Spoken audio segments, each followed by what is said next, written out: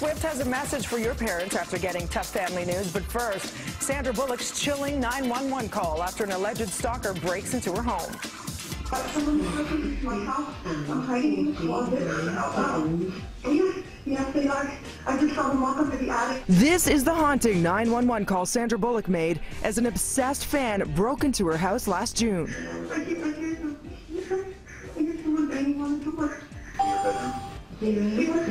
It was played in court as the accused, Joshua Corbett, appeared for a preliminary hearing. The Oscar-winning actress was home at the time of the alleged break-in. Corbett was arrested at her house and has pleaded not guilty to felony charges of burglary, stalking, and possession of a machine gun, and 19 additional felony weapons charges. But I know I had the best day with you today. Taylor Swift has revealed her mother, Andrea, has been diagnosed with cancer. The singer shared the news in a post on her Tumblr page, choosing to keep the details of her mom's condition private. But she is urging fans to remind their parents to get screened regularly for health issues. The hashtag #PrayForMamaSwift began trending shortly after Swift shared the news. On to some good news. Game of Thrones makes an epic return with Season 5 this Sunday. Aria's Meji caught up with the cast to reflect on the bold series. There's no justice in this world.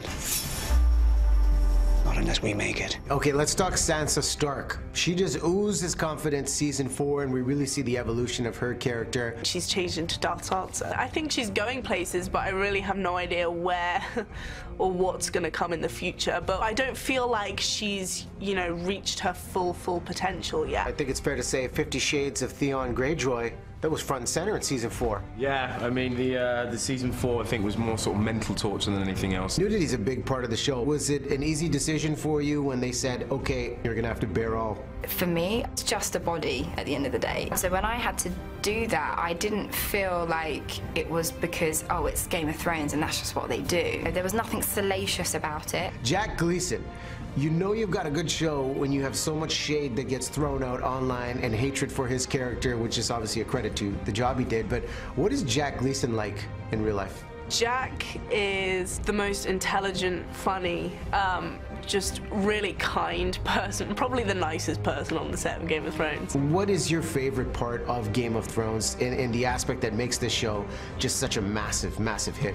It's all of the things in the writing. Somehow they've adapted it to a success and not laughable like some fantasy series can be. Even though it's a show about fantasy, there are very human characters in it. I think people can actually relate to a lot of those characters. And there's definitely some parts in the new scripts that I was blown away by, and I'm sure it will also blow you away. I'm not going to stop the wheel.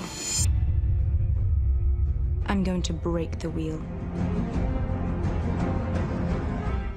A gig is where I sing in front of people. I want to hear you sing. And I want you to hear me sing. From a Game of Thrones to a game of second chances. Al Pacino's latest flick, Danny Collins, hits theaters today. Pacino tells BT Calgary's Jill Belland the most challenging part of playing a rock star. I was singing in a movie. That was one of the things that I thought was going to be particularly daunting for me, because singers, they open their mouth and sing. I mean, they're a singer. Right. When I open it, you think I'm trying to sing. Now, there's a love story with music in the movie and the Beatles. Growing up, was there sort of a Beatles group that you worshipped or obsessed over? Besides Donnie and Marie. Oh, nice one. Make the world go away. Really? Yeah.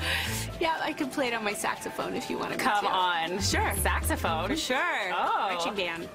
This is not a conventional love story. I think the fact that it was unconventional was very appealing. I didn't quite know where it was going to go. We were improvising, and so it kind of took on its own life. Dinner tomorrow? You know what I like about you? You never give up. Some dinners are worth fighting for.